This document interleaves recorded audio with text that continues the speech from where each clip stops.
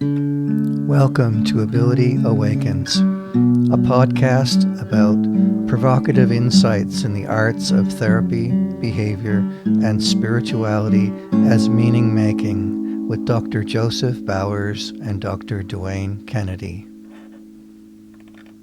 Welcome, Dwayne. How you going? Good, Joseph. Good. We're just going to launch right into this. We're talking about creation in some sense or other, and I'm asking, what is the Big Bang, and how do you understand that? I think everybody thinks about the Big Bang more so often now than ever, and I really wasn't led into that process until secondary school after leaving a Catholic-based primary school. And your belief system is that you're focused on creation and the creator. Dwayne came from a generation when kids grew up in the creation story and were much later introduced to the theories of science. Then I stepped into a secondary school. It was a public system talking about evolution, and I guess that's where that saying came from, is the Big Bang. Being introduced to a whole new belief system can be quite challenging for a child, young adult, or adult. It can take many years to unpack and discover the meanings of these changes. When we think about the Big Bang and other people come from a perspective of creation, they think of God, and they may actually use many terms to actually articulate how they see God. Or how rare it is that we actually pause to think about these issues. How profound that a young person has to deal with these kinds of questions. What an extraordinary journey just to be in that process of continual learning, expanding oneself, reading extensively, making ourselves much more aware to work with the people that we do. One of my biggest interests is that to bring both these worlds together is to think, well, what is the Big Bang? How does somebody that thinks about creation as in God, creator, made all of this existence, and how is it related to the Big Bang? These questions leave many of us feeling disoriented, fragmented, searching for answers to irreconcilable questions that can last many decades. For those who think through these issues, it can redefine our lives. The Big Bang was an explosion that then forced a process of creation to expand outwards. When we really look at a deeper perspective and start to see that creation is in alignment with that understanding of the Big Bang. Drawing synergies over a lifetime of study, Dr. Kennedy has dipped into the Nag Hammadi scriptures, which is a collection of 13 papyrus codices that were discovered in 1945. They were buried in under the city of Nag Hammadi in Upper Egypt, approximately the 4th century. The fascinating layer to this discussion is how Dr. Kennedy has used these texts to reframe creatively his sense of creation and the Big Bang. He talks about this concept of the self-generated one as a name for God. And when we think about the self-generated one, we just think, well, that is literally the Big Bang, because it was self-generated. And we understand more then about bringing those two worlds together and trying to understand how we come into existence. Gosh, how do we come into existence? Well, certainly we grow up through a developmental process, but my gosh, there are many deep and profound layers to this story. We come from two quite different countries at opposite ends of this planet. You grew up in regional Australia, and I grew up in regional Canada. And yet the era that we grew up in is very similar, I guess, across the planet. In your early school you were told about creation from the spiritual, cultural, or religious sort of traditions. And of course, the Bible in the first pages in Genesis opens up with the whole creation story. And so, like you said, there's ways of understanding this from the scientific point of view and from the religious point of view. But I think we're creating a new contemporary sort of perspective on these issues that's maybe a mix of both of them, and maybe goes beyond them, in the sense of traditionalist science and religion. I think even those camps themselves, they've sort of changed a lot over these past couple of decades. I think it's about trying to help people understand the bigger picture, that we're not, it's not about them and us, it's about us, it's about the we, it's about all is one, and it's bringing all of that together into this enlightened path of a truth that's expanding in our world now, that people are waking up to, that there's more than being governed by a religion and more than being governed by science. The two are blending together, and science is proving the facts that creation has happened, and it's still expanding. When we really focus on those two things that we've been exposed to in our lifetimes, and I think that our parents in a way weren't as fortunate as us. They were brought up in whatever Catholic background, Protestant, Salvation Army, and Seventh-day Adventist, many of those backgrounds and even more, but it was religion based, it was religion driven. And then we had government schools that brought in a new perspective of scientific perspective of evolution and how the world came into existence. And when we reflect on that, it's about us that has been in the midst of that, bringing those two worlds together to bring a bit more of a truth about both of those things that fit together hand in hand. It's not about the one or the other. Where do we go from here? Now we live in a world where the Eastern traditions have met the Western traditions, and the blend of the two is waking the world up to a bigger picture. They're asking questions like, what is this all about? Like, what is life about? How do we make sense of this? Becoming excited about the process of opening oneself to a non-judgmental process of the world's religions and the commonalities. How do you see people dealing with this?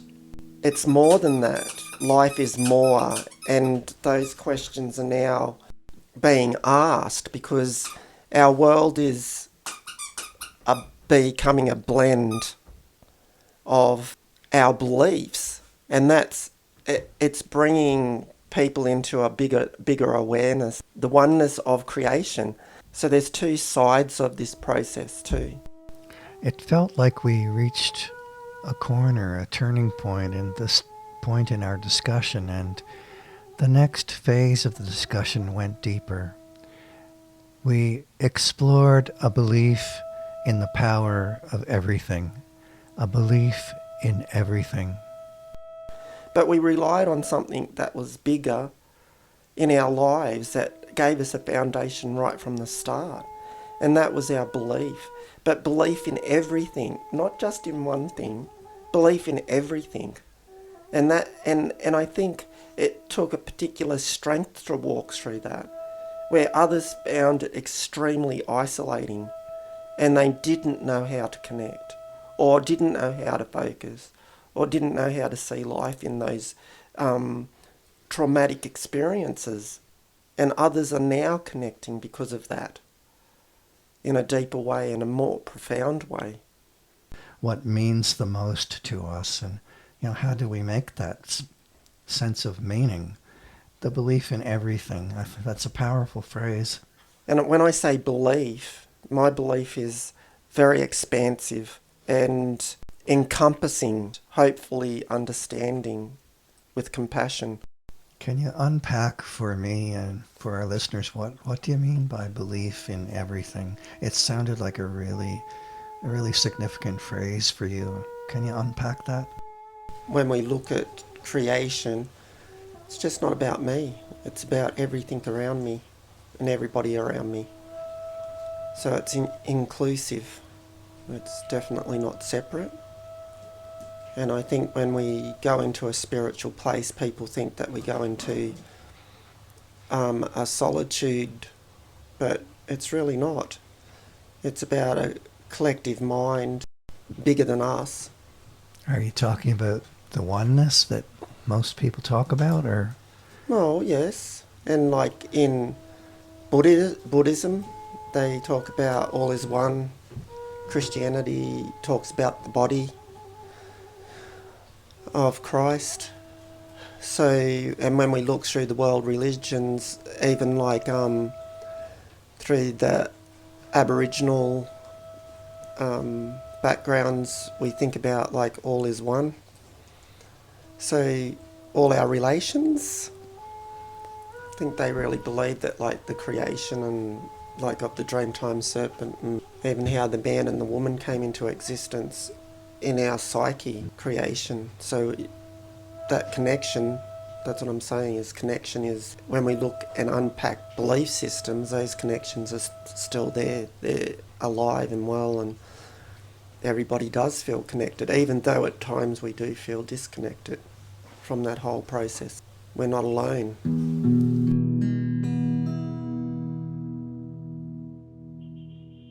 What's that about, connection and disconnection? Connection is when we come to an evolution in ourselves of making sense of what we've been subject to in our life. We really haven't had a choice. It's been presented to us through many different forms, and then we come to a place in our lives where we can actually make sense of it. I think the disconnection is when we are trying to make sense of it. We can go into dark places and go into depression. That's difficult because we feel separate. But in those moments, we're really truly not alone in that either. We just feel at those dark moments that we are. I like the metaphors that you're using. If I think of them as metaphors or even as sacred stories, you're talking about darkness and light and upheaval and depression and connection and disconnection. I wonder if in that way, aren't we just kind of like mirrors of the creation itself, of the formation of the land and of the upheaval of earthquakes and floods and how the land was formed. As I've heard the elders in Australia talk about, the serpent travels through, the Dreamtime serpent travels through the land, up and down the way that the land was created and the way that each people around Australia came to be. So I just wonder, why do we feel often so isolated and really disconnected from that creation, and yet we seem to be part of that bigger story? Why we feel disconnected is that we don't have time to have what's called solitude, to sit still. I think self-reflection is something that we all have to pull back to. So kind of how do we get there? How do we do that? It's stepping into something meaningful and stepping away from things that actually take us away from wanting to know a deeper aspect, who we are in all of this, who we are in the greater or grand scheme of things. So it's an awareness. What do you mean? I think people have to get tired of what they're doing first and exhausted from what they're doing. And it sort of wakens something up in them, saying, I'm tired of doing this same thing every day. or I'm tired of being on the treadmill of life that's been set up for me. I want to dismantle it in some way. And I think that we can still participate and still do exactly the same thing every day, but we can change it because we're actually becoming more involved in what creation is about. What is our part in this whole process? I was just thinking that we often try to avoid this whole conversation, especially about Christianity. I think because it's so controversial, really, for so many people from all different factions of Christianity and how Christians relate to each other and to the wider world, and how our professional and secular life in Australia relates or doesn't relate to Christianity. It's a very contentious topic, really. I think sometimes we just have to step away from what we've been brought up to believe in and change that to a more dynamic process of how we engage more so with it, creation. And I think that's the secret that we have to unpack.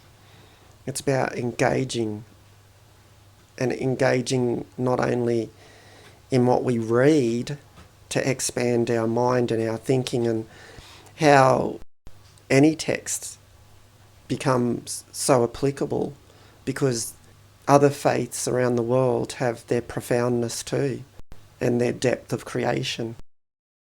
Interesting when we gather so much information about so many different topics, but yet they're the same topic, and that topic is creation.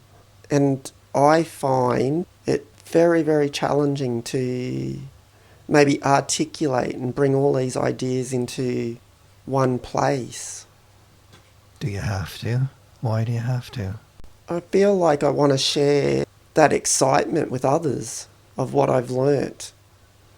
But is that how you do that? By sharing something unitary, something singular? Or is it in the diversity of it all? Yeah, but people can add then to hearing what I've got to say, and they have those aha moments and think, oh, I've read that and I've read this, and oh my God, that's opened my eyes. And so I think just going back to that, everybody wants to know, like, or they choose not to have a belief.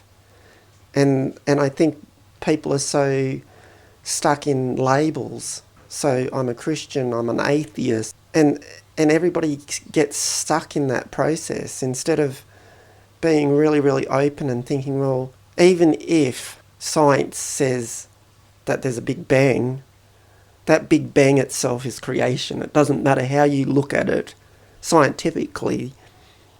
A Big Bang is the formulation of something coming into existence. You have a circular spiral process in the way that you think through these deep topics, and you come to a place of convergence, a percolating awareness that comes up that connects these divergent ideas by this concept of creation. And technically, if we talk about the diversity of people's beliefs, science doesn't necessarily believe that there is a creator who instigated the creation. And creationists, or those who believe in the notion of creation, have a sense that there's a higher intelligence involved, perhaps, or that God created the Big Bang, and then the universe expanded. And the narrative of creation in Genesis, for a lot of Christians, and probably a lot of Jews as well, and people from the Islamic faith, and anyone who ascribes to that worldview or cosmology, might believe that the creation of 7 days, God created the heavens and the earth, and then the 7-day story in Genesis is a poetic story, or even a more literal sense of story that expresses this wider view of creation and evolution that incorporates the notion of the Big Bang. I do love the way the Nāma Hammadi scriptures actually acknowledge how creation started, and it acknowledges as forethought came into existence. And from forethought, the first aeon came into existence. And that aeon asked if it could have mind. and mind came into existence. And then we have thought and mind. And I think that's amazing when we really think about it. What's amazing about it? That thought and mind existed. The first aeon, and the way I see the first aeon is... An aeon is an expansive amount of time, right? It is, but also I think it's deeper than that. I think that expansive amount of time is an awakening of a universe in itself. It's like a body in itself. That's the way I see it. Not like as a human body. It's like an expansive universal body that's waking up. You're talking about creation or evolution as having a consciousness.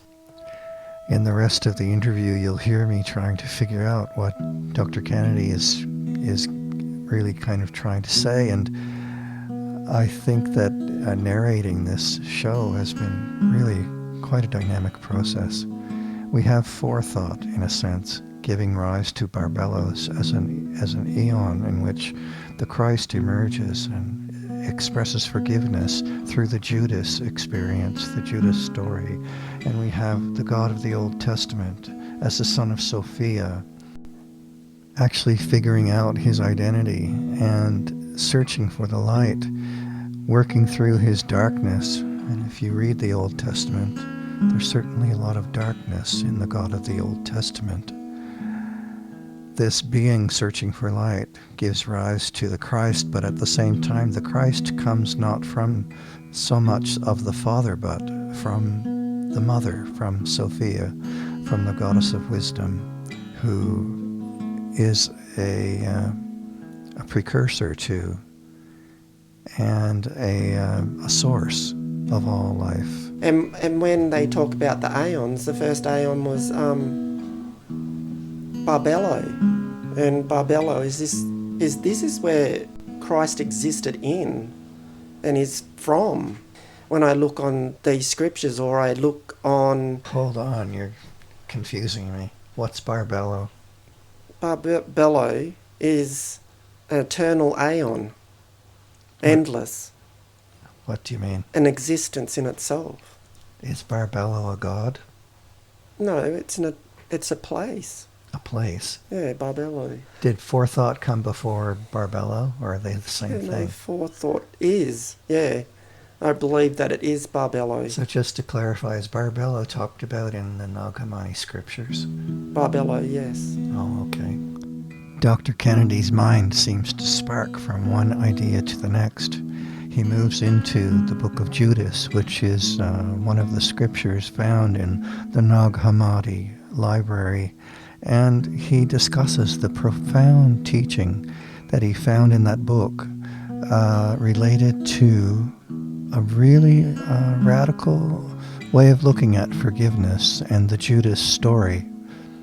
And he relates this to the whole history of the notion of the God of the Old Testament coming from the bosom of Sophia and manifesting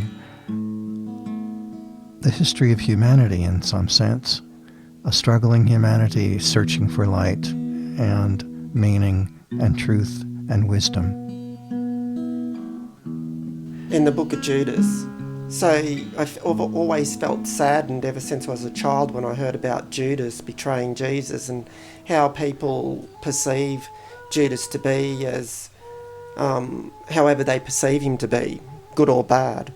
And I just felt that there was more goodness there than bad, but how people were judging him, and I just didn't have that, and I just had a bigger heart for Judas. I was thinking, you are the person that was led to and classified as in the betrayal. Even though I say the word Jesus, Yeshua, when we look at him, Jesus had chosen him for that particular process. And he was sitting with all the disciples, and the disciples go to Jesus, wait, hold on there, we just have to pray to our God. And Jesus just laughed. And he realised they didn't get it. They thought he was from the God of the Old Testament. that is a different kettle of fish we need to reflect on, because Jesus actually came from a different place, and that was Barbello. And he took Judas aside, and Jesus said to Judas, "Do you understand where I'm from?" And he said, "Yes, I do. You're from Barbello. You're from the eternal aeon." And he got it. And that's why Jesus chose him in that act of what we see as betrayal. He was a pivotal thing in the whole process for Christ to encompass all forgiveness. That's a radical retelling of the Judas story, but also a different contextualization of meaning, which probably has its roots in a whole cultural tradition that I'm not really very familiar with. I don't think many people that are listening would be familiar with that either. I'm still wondering who or what is Barbello? As classified in the Nag Hammadi scriptures are the eternal realms. They're a realm. It's a name of a realm. Yeah. Okay. And the first realm. Is this like heaven as a realm? I just think it's there, it's present, it's eternal. And that's how it's seen. It is this eternal realm. And it was the first eternal realm. The first eternal realm. Yeah. And there's several eternal realms. The earth is a realm. Oh, okay. So when we think about the earth, and I think Gaia is like the spirit or the entity of the earth itself, and we see that as Sophia in the scriptures, Mother Earth. So Sophia, when we look at Sophia. Sophia, wisdom. Yeah, wisdom. So she is the mother. She is the Mother Earth. That's how we would be seeing her. And in the Nag Hammadi scriptures, they talk about Sophia being the Mother Earth. What dawned on me is because she came into existence, she became her own aeon, her own realm of eternity. And Christ was his realm. But what complemented them so much, the Christ is the masculine, Sophia is the feminine. And I think for other people to understand that in a greater aspect, if we look at even Hinduism, when they look and focus on Shiva and Parvati are seen as the one. So that's the masculine and the feminine. I see now, my eyes feel like they're a bit more open, that I see Christ and Sophia as being the one, the masculine and the feminine energy in the universe. Not to say that these words mean separate individuals or entities, but expressions of the oneness, expressions of one energy. That's right, of one energy, and exactly. I feel like you're bridging poetry and art and painting and visualization and feeling and energy all in one in how you're talking. My brain is hurting, trying to understand. It's interesting how you say hurting. I think my brain's been hurting when I have these revelations. When we see creation, and I think we want a deeper understanding. And even like when we talk about forethought or the Big Bang, it's also classified as the mother and the father. Mother-father of the universe came into existence. Then from that aeon, Barbello, came the other aeons of existence. And that's Sophia. There's other aeons. She even gave birth to an aeon without Christ knowing. She felt that she wanted to have, because creation is in all of us. We are identical to the Creator in that desiring of creation. So she wanted to go out and create. And she thought she could do that by herself. She gave birth to a creation. And that creation became Yul-Debotha. She realised what she had done because he had the head of a lion and a body of a serpent. And he wanted to be a creator also. And I think this is where the interesting part comes into play is that a lot of people think that the creator was the creator of how we exist in this world. It was actually Yul Debotha that was in the process of creating this world or material world that we live in today. And that was because of Sophia's part that she played in giving birth to her own creation. It's incredible because we're all eternal. I think a lot of people think we're mortal, but our soul, our essence, our divine spark is eternal. We're all connected. That's the connection that we have. You're almost like reframing your whole sense of belief in some ways. I've seen and heard a lot of scholarly commentary on the Nag Hammadi scriptures, but what I haven't really seen out there much is that people are reading this in everyday life and that they're trying to make a new sense of meaning from that. You know, they're rewriting or re-experiencing their spirituality on a daily basis from these concepts. Different ways of looking at things that they're getting from these dug up, recovered scriptures that were literally in jars of clay found in caves. People are reading this stuff now, and how does it change the way you look at the world, I suppose? I believe the Nag Hammadi scriptures just add to the richness of what you already know, but in a deeper way. They still resonate a deeper, profound awareness.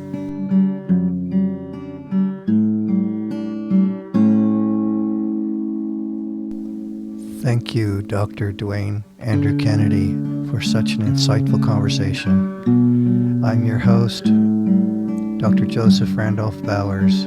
We are Ability Awakens podcast, a provocative, insightful show about the arts of therapy, behaviour, and spirituality as meaning-making. Thank you for welcoming us in and for listening and being with us today.